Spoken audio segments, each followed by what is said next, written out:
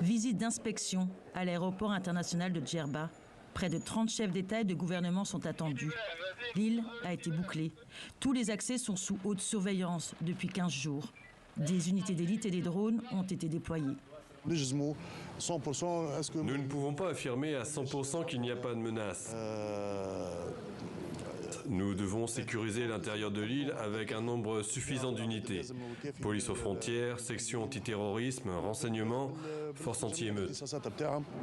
Aucun chiffre sur les effectifs ne sera communiqué. Mais le long des routes, des policiers sont postés à intervalles réguliers.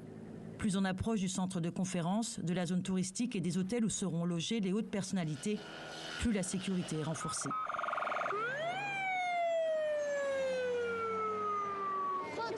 Eux n'ont pas attendu le début du sommet pour en profiter. Le village de la francophonie est déjà en fête. Le français est pour beaucoup un trait d'union entre les cultures.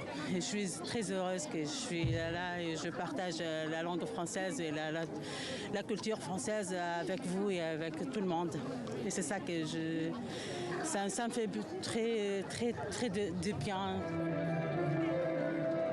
Voir tous ces gamins, tous ces étudiants, ces lycéens, et puis tous ceux qui sont là de tout âge, moi je trouve que c'est absolument remarquable, génial et c'est une vraie chance d'avoir la francophonie à Djerba.